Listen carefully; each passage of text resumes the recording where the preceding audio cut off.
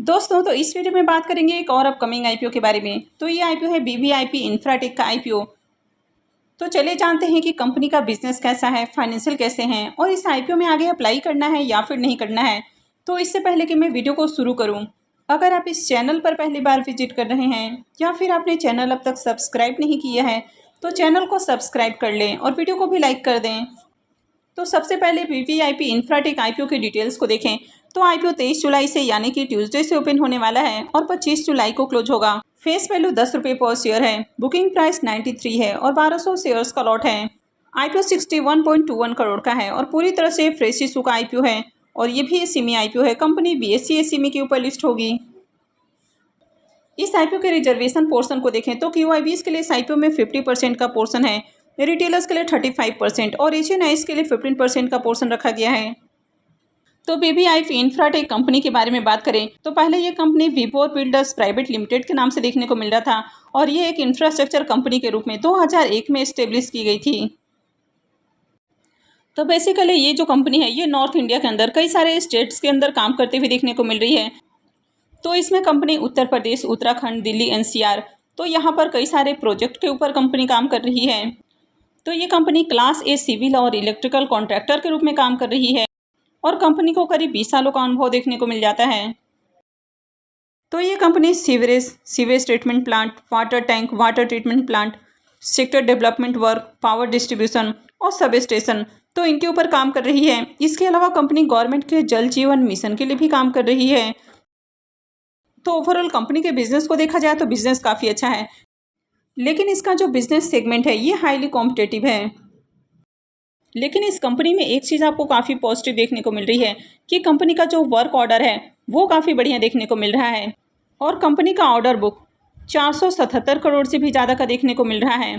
तो order book काफ़ी शानदार है। कंपनी के फाइनेंशियल को देखें तो यहाँ पर फाइनेंशियल 22, 23 और 24 3 सालों के कंप्लीट फाइनेंशियल हैं। तो सबसे पहले अगर एसेट को देखें तो एसेट के अंदर आपको ग्रोथ देखने को नहीं मिल रही है, यानी कि फाइनेंशियल 22 के बाद 23 में इसके एसेट डाउन है और फाइनेंशियल 24 में भी देखें तो अभी भी फाइनेंशियल 22 के मुकाबले इसका एसेट कम ही देखने को मिल रहा है। कंपनी के रेवेन्यू को देखें तो साल दर साल कंपनी के रेवेन्यू में ग्रोथ है। कंपनी के प्रॉफिट को देखें तो फाइनेंशियल 22 में कंपनी का प्रॉफिट 452 से 53 लाख का देखने को मिल रहा है। फाइनेंशियल 23 में बढ़ के 1357 लाख का हो जाता है और फाइनेंशियल 24 के अंदर 2071 लाख का प्रॉफिट है। तो प्रॉफिट में भी शानदार उछाल देखने को मिला है। कंपनी के नेटवर्थ भी साल दर साल बढ़ते हुए देखने को मिले हैं और कंपनी के रिजर्व भी कंटिन्यू इंक्रीज हुए हैं और अभी कंपनी के पास 9,222 लाख का रिजर्व है, यानी कि 92 करोड़ से भी ज़्यादा कंपनी के पास रिजर्व है। और अगर कंपनी के बोरोइंग्स को देखें तो कंपनी के पास 44 करोड़ से भी ज़्यादा का डेट है। हालांकि कंपनी के ऊपर बहुत हेवी डेट नहीं है क्योंकि कंपनी के पास काफ़ी शानदार रिजर्व है और कंपनी बढ़िया प्रॉफिट भी बना रही है। तो कंपनी कभी भी अपने डेट को पूरी तरह से ख़त्म कर सकती है। तो ओवरऑल कंपनी के फाइनेंशियल अट्रैक्टिव हैं। अब इस कंपनी के मार्केट कैप को देखें तो 232 करोड़ का मार्केट कैप है।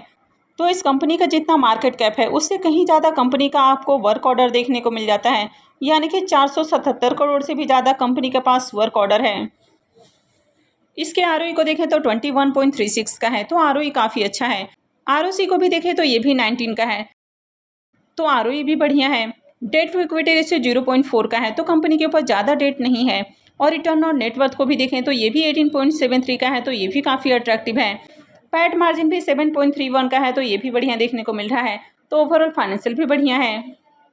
इसके पी मल्टीपल को देखें तो पी मल्टीपल 8.26 का है।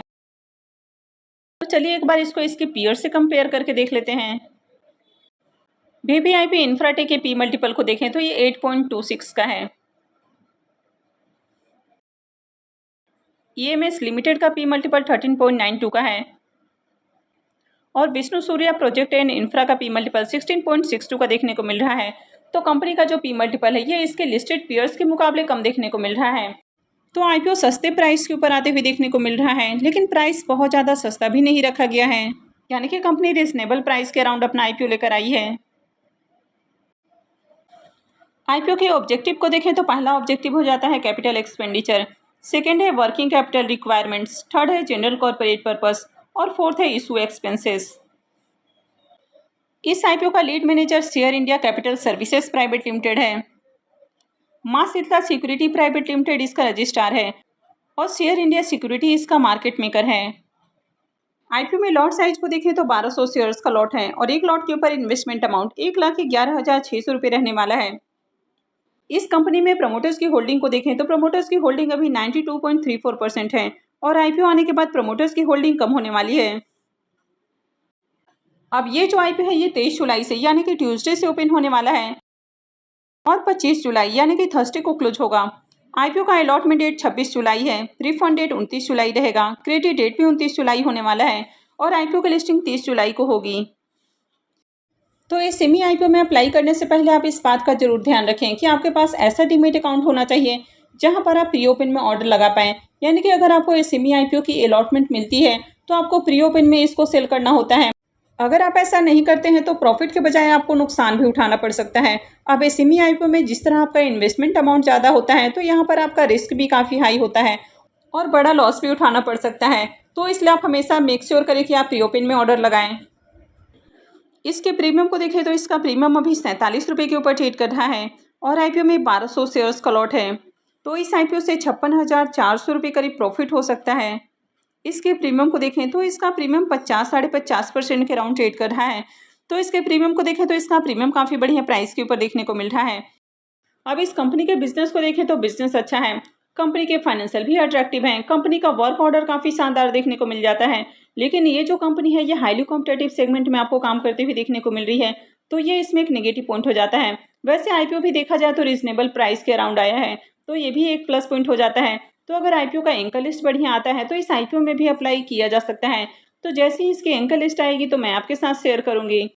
वैसे आप अभी से तैयारी कर ले इस आईपीओ में अप्लाई करने के लिए, क्योंकि 23 जुलाई को एक साथ मार्केट में दो आईपीओ ओपन होने वाले हैं और 22 जुलाई को भी एक आईपीओ ओपन होने वाला है। तो back to back IPO open होने वाले हैं।